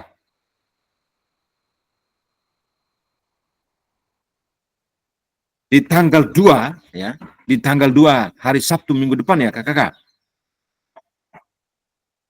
Itu di hari Sabtu ya, di tanggal 2 November itu kakak, itu sudah upload videonya. RPP-nya sudah upload. Bukan tanggal 2 itu baru mulai pembelajaran atau melakukan pengambilan video pembelajaran. Nah itu ya, tolong kakak perhatikan. Minimal nih kakak, tanggal 30 di hari Rabu minggu depan ini, video dan RPP itu sudah di-upload kakak. Mohon, ya, ini saya minta.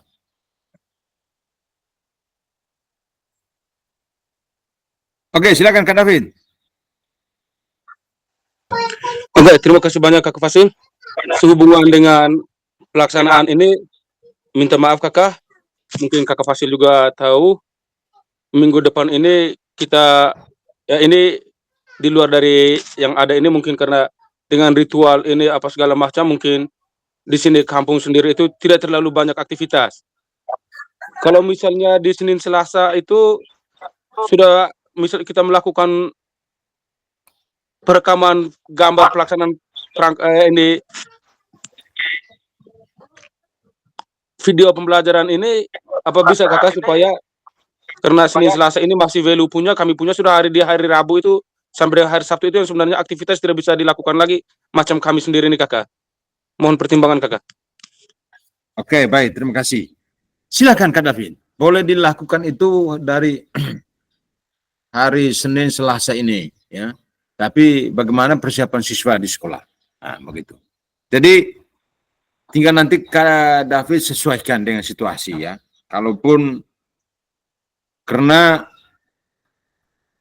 hari Senin ini mungkin persiapan, ya Selasanya langsung action, silakan.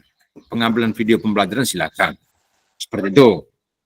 Nah, hanya mungkin kalaupun kakak yang lain mungkin ada persiapan lebih matang lagi, boleh dikondisikan. Intinya dari hari Senin ini kakak sampai dengan ya hari Senin ini tanggal 28 ya. Jadi sampai dengan tanggal 1 atau dari hari Senin, Selasa, Rabu ya. Khusus untuk kakak yang lain nih. Silakan diatur sedemikian rupa. Jadi rentangan untuk ambil video pembelajaran itu dari hari Senin tanggal 28, 29, 30, sampai dengan Senin, Selasa, Rabu di antara hari itu. Ya. Jadi maksimalkan hari 3 hari yang ada ini, Senin, Selasa, Rabu. Kalaupun ya Kamis di tanggal 31, silakan. Tapi jangan sampai dengan di hari Jumat di tanggal 1 November. Seperti itu.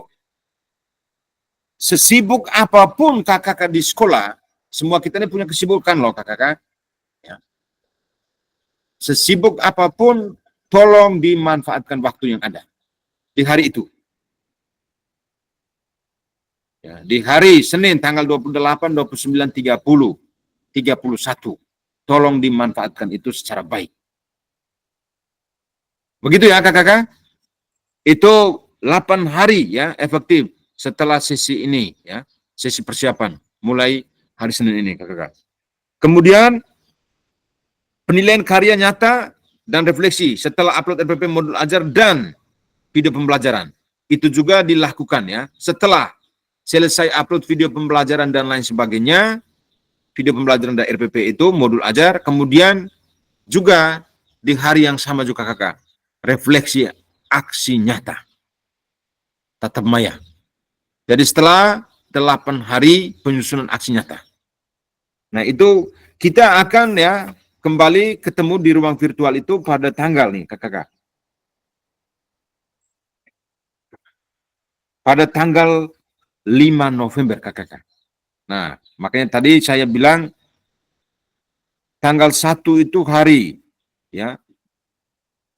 Tanggal 1 November itu di hari Jumat ya. Masih ada waktu lagi tanggal 2, 3, 4 sampai di hari Senin untuk unggah refleksi. Seperti itu kakak. Sehingga di hari Selasa di tanggal 5 November itu kita sudah kembali ke ruang virtual ini kakak. Untuk melakukan refleksi terhadap aksi nyata. Seperti itu kakak, lini masanya. Ada yang mau disampaikan berkaitan dengan lini masa yang ada kakak, silakan. Sebelum kita lanjut.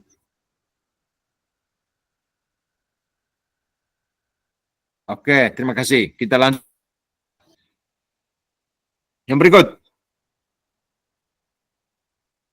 Oke, diskusi tanya jawab. Nah, saya pikir diskusi tanya jawab ini sudah kita jalankan kakak. Sepanjang penjelasan ya, hal teknis yang berkaitan dengan aksi nyata ini.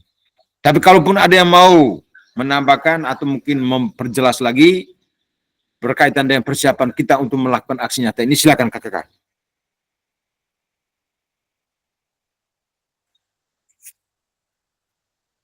Pasko, kakak.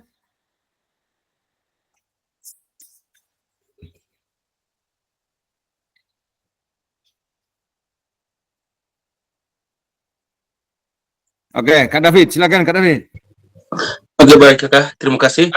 Mungkin waktu pelaksanaan pembelajaran ini mungkin itu ketika perangkat ajar ini kami sudah buat dengan baik. Ini mungkin agak lama buat kami itu menyusun perangkat ajar ini karena dengan berbagai aspek tadi yang harus kami masukkan kembali.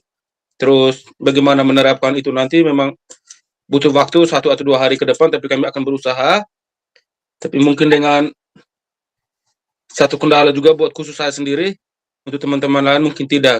Sehubungan dengan itu tadi kakak, saya mungkin karena hari Senin juga kami di sekolah itu juga masih ada kegiatan, terus Selasa juga kemungkinan juga masih ada inspektorat yang dah turun, tapi saya akan berusaha, karena waktu untuk saya pengambilan video mungkin yang bisa itu hanya Senin Selasa, karena Rabu sampai Jumat itu sudah tidak bisa lagi buat kami nih. Mungkin saya akan berusaha soal ini kakak. Terima kasih. Oke, terima kasih Kak David ya. Jadi kita maksimalkan Kak David. Ya, kita maksimalkan baik itu urusan ya kita di sekolah, di rumah, ya di sosial masyarakat. Jadi kita maksimalkan. Artinya bahwa berkaitan dengan hal yang seperti yang dialami oleh Kak David ini, maka bisa nih ya. Silakan dari Senin, Selasa nanti Kak David ambilkan video pembelajaran, kemudian silakan nanti hari-hari selanjutnya itu boleh dikembangkan ya di dalam RBP dan lain sebagainya atau modul ajar. Ya. Begitu Kak David ya. Oke, kakak-kakak kita lanjut ya sekali lagi sedikit lagi maksudnya. Nah ini kakak-kakak pada akhir ya sesi kita hari ini, kakak-kakak ya yang pertama kita merefleksikan kembali nih koneksi antar materi, kemudian yang kedua memahami penugasan aksi nyata. Berkaitan dengan hal ini kakak-kakak bahwa banyak hal yang sudah kita bicarakan di awal tadi ya, bagaimana kita merefleksikan kembali, kemudian menguatkan kembali pemahaman kita nih kakak-kakak terhadap pembelajaran yang sudah kita lewati bersama, baik itu di pembelajaran di modul 1 maupun di modul 2 kemarin kakak-kakak. Kemudian yang kedua ini memahami ya penugasan aksi nyata, artinya bahwa kakak-kakak seperti yang sudah saya jelaskan tadi, sampaikan bahwa itulah lini masa ya kegiatan kita dan bagaimana mekanisme penyusunan perangkat pembelajaran atau modul ajar, kemudian bagaimana video pembelajaran yang kakak lakukan nanti ya menyentuh ya 9 aspek ya pembelajaran efektif dan lain sebagainya kakak. Pembelajaran diferensiasi, kemudian pemanfaatan aset, kemudian bagaimana isu-isu sosial yang muncul di dalam PJOK seperti apa. Jadi itulah yang nanti kakak kemaskan itu sebaik mungkin. Baik, kakak saya rasa itu dulu. Atau mungkin nih, sekali lagi kakak ada yang mau menanggapi? Pas?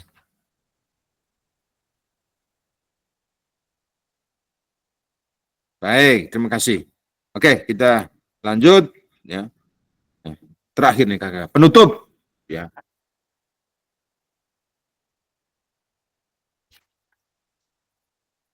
Terima kasih ya kakak-kakak yang sudah ya sampai dengan sejauh ini masih tetap aktif, masih tetap terpantau di ruang virtual ini. Ya, saya berharap ya jangan pernah kendor kakak. Tetap semangat untuk berproses sampai dengan selesai. Ingat, ya 2 bulan sudah kita hampir lewati. Ya. Tidak lagi sampai sebulan. Ya. Jangan sampai kakak putus di tengah jalan. Gitu. Jadi saya selalu memohon kepada kakak untuk terus semangat. Ya, apapun kendalanya, apapun situasinya, kakak terus ya meluangkan waktu untuk membuka LMS, mempelajari dan melengkapi dan juga ya mengirimkan semua tugas yang ada. Semua tagihan tugas diselesaikan tepat pada waktunya kakak. Mungkin saya rasa itu dulu. Terakhir ini kakak.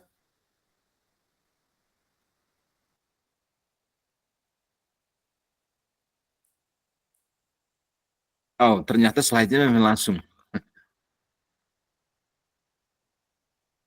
Jika ada jarum yang patah, jangan hendak langsung dicari. Jarumnya patahnya di mana? Maka jika ada kata yang salah, mohon bisa dimaklumi. Ini puisi penutup kakak. Pergi ke Jakarta naik taksi. Hendak beli bakso dan roti. Bersama guru PJOK yang hebat ini di dalam ruang virtual ini. Selalu di hati dan terinspirasi.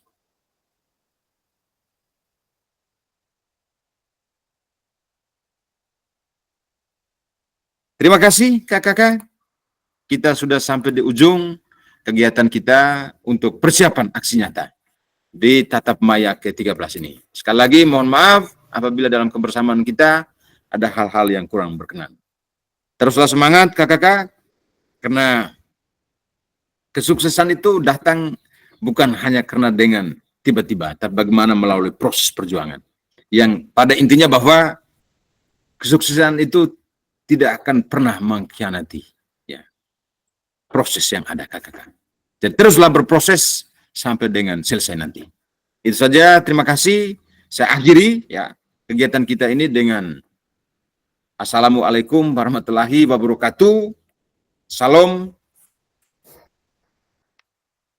Salve, salam sejahtera untuk kita semua. Om Swastiastu, nama budaya, salam kebajikan.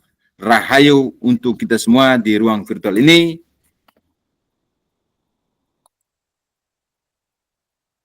Salam PJOK. Jaya, jaya, Jaya. Jaya. Saya ulangi, salam PJOK. Jaya. Jaya. Oke, terima kasih. Semua boleh on-kan kamera kakak untuk saya ambil gambar dulu. Silakan kakak. Semua nih boleh on-kan kamera. Oke, berikan ya senyuman yang paling manis. David, senyum kok David. Oke, silakan ya. Salam PJOK.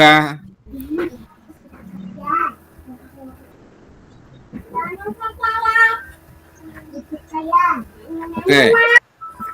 Kayak apa lagi nih? Silakan kakak. Ayo. Progres. Oke, silakan. Salam pentahapan konten progresivitas. Kak Teus, diferensiasi Kak Teus. Oke, baik. Terima kasih. Saya akhiri dulu ya. Siapa yang mau berdoa silakan.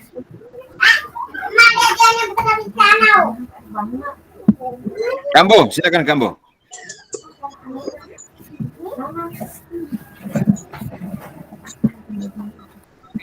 Marilah kita siapkan hati untuk berdoa. Izinkan saya membawa doa secara Katolik. Dalam nama Bapa,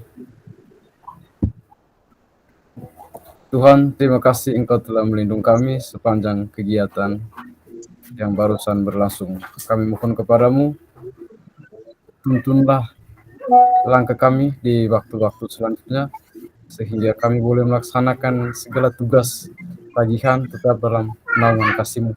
Namamu yang kudus kami puji, kini dan sepanjang masa. Amin. Dalam nama Bapa